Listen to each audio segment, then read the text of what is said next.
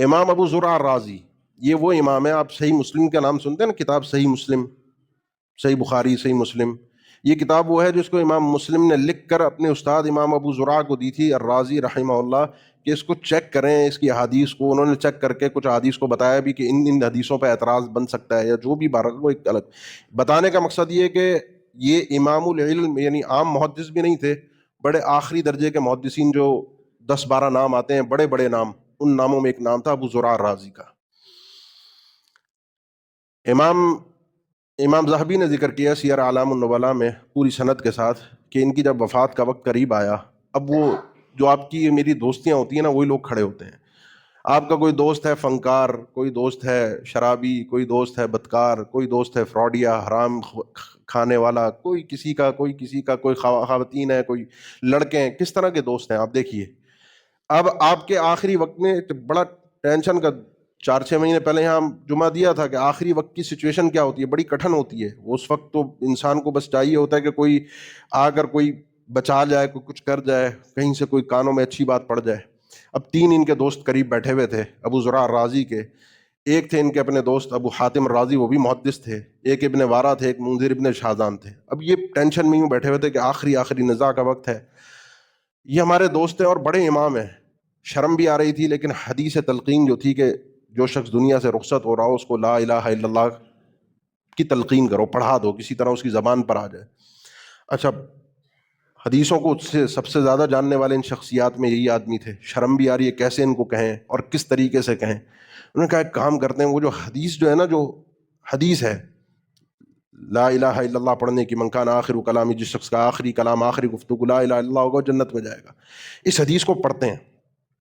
اب یہ دوستی دیکھیں، اب ایک ہیلا کیا، ایک طرح کا ہیلا سمجھ رہے ہیں نا، فنکاری کی، اور فنکاری کس ٹائپ کی تھی، لفظ مناسب نہیں ہے لیکن صرف سمجھانے کے لیے کہہ رہا ہوں کہ دوست کی زبان سے مرنے سے پہلے لا الہ الا اللہ جاری ہو جائے، یہ دوستی ہے، یہ تعلق ہے، یہ نیک صحبت ہے۔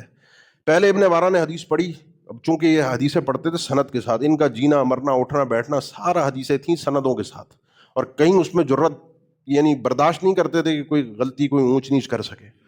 اب ہوا یہ کہ پہلے ابن وارا نے حدیث پڑھی، اور ان کی حدیث کی سند تھوڑی سی عالی تھی، حدثنا ابو عاصم عن عبد الحمید بن جعفر عن صالح، آدھی پڑھی اور چپ ہو گئے، جیسے بھول گئے نہیں آ رہی۔ ایک نے کیا، پھر امام ابو حاتم، وہ بھی محدث تھے، انہوں نے پھر شروع کی، ان کی حدیث تھوڑی سی نازل تھی، کہنے لگے حدثنا بندار قال حدثنا ابو عاصم عن عبد الحمید بن جعفر عن صالح، یہ بھی صالح پہ پہنچ کے چپ ہو گئے۔ اب وہ حالت نزاع کے اندر وہ شخصیت ہے ابو زرع، انہوں نے دیکھا کہ میرے دونوں دوستوں سے حدیث پوری نہیں ہو رہی، بھول گئے، کیا ہوا پتہ نہیں کیا سوچا، اب اپنی زبان سے سند کے ساتھ پوری حدیث شروع کی، حالت نزاع میں پوری سند کے ساتھ سنانا شروع کی، اس کنڈیشن کے اندر کہ یہ حدیث رہ نہ جائے۔ حدثنا بندار قال حدثنا ابو عاصم عن عبد الحمید بن جعفر عن صالح عن كثير بن مرہ عن معاذ بن جبل عن قال رسول اللہ صلی اللہ علیہ وسلم من کان آخر کلامہ لا الہ الا اللہ دخل الجنہ۔ یہ حدیث پڑھی، امام ذہبی لکھتے ہیں حدیث پڑھتے کے ساتھ ہی ادھر اس شخص کی روح قبض ہوئی تھی،